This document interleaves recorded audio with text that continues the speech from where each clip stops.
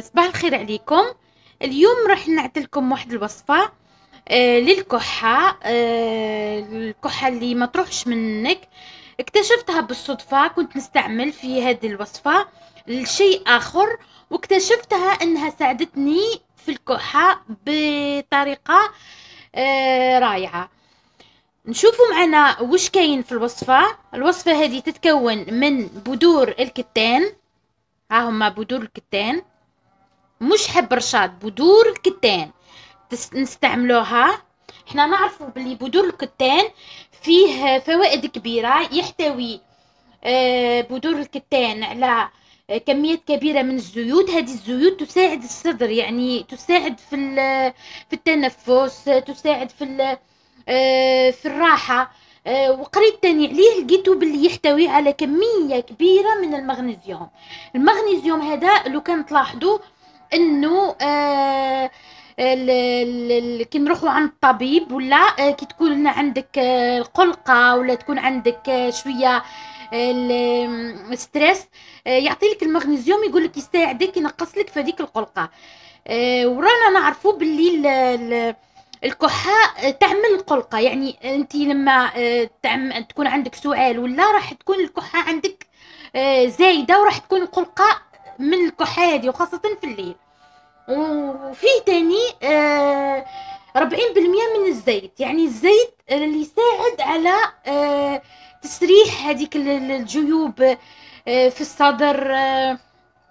يعني تقدر تساعد ياسر. يعني انا عن تجربه ما كنتش نعلم بلي انه يساعد على الشفاء من الكحه، لكن في الفتره اللي قاعده نشرب في قلت لكم في وصفه تانية لقيته انه ساعدني في الشيء اللي ما كنتش حاطته في بالي في الوصفه تاع الكحه.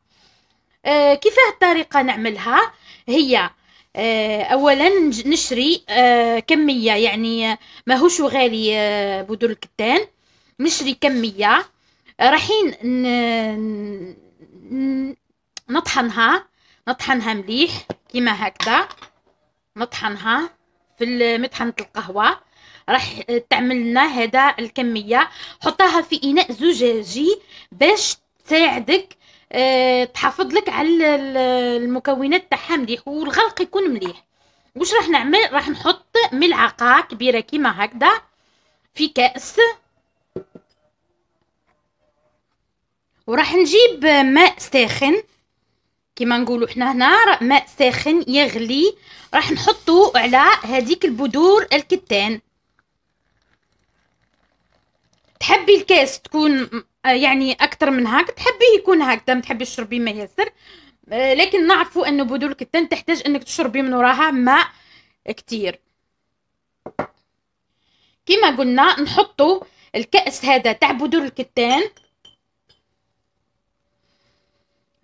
ملعقة كبيرة تاع بذور الكتان، ونحطوا فيه كاس ماء يغلي عليه، ورانا نحركو. شفتوا كيفاه القوام تاع الماء كيفاه يصبح جست ما يدفالك الماء. يعني ما تشربيش هو ساخن بالطريقه هذه، لا، جست ما يدفالك الماء تاعك تقدري تشربيه في الليل، يعني في الليل وتنامي.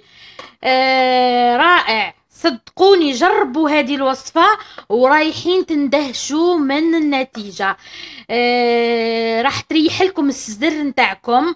راح تساعدكم في التقليل من الكحة، وممكن تنزحني. أنا لما شربت هذا المفعول كانت عندي الكحة دي اللي ما تروحش، يعني مش بسبب مرضي، لكن الكحة لما تتكلمي ياسر، لما تضحكي. لكن هذا، وعليه انا انتبهت لي في الوقت اللي كنت نشرب فيه هذا الخليط، قلت لكم عشان وصفة أخرى، لقيت انه الكحة راحت لي.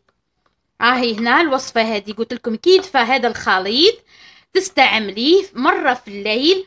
إذا كنتي يعني تقدري تستعمليه في النهار وفي في الليل، تستعملي نص ملعقة كبيرة في النهار ونص ملعقة في الليل. وإذا ما حبيتيش تشربي في النهار، استعمليه في الليل فقط، يعني ملعقة كبيرة في الليل. حطها في كاس ماء مغلي وخلها حتى يدفى الماء تاعها، وشربيه واستعمليه. صدقوني وصفة رائعة، رائعة جدا. فقط ملاحظة للحامل أو المرضع، ما نصحش بيه. لانه يقولوا انه في بدول الكتان حوايج ما تقدريش تتحملهم الحامل او المرضع. واللي يحب يعني يدخل ويزيد يتأكد يدخل ويتأكد. لكنها وصفة أنا ساعدتني كتير، وإن شاء الله تساعدكم أنتم تاني. وإلى اللقاء.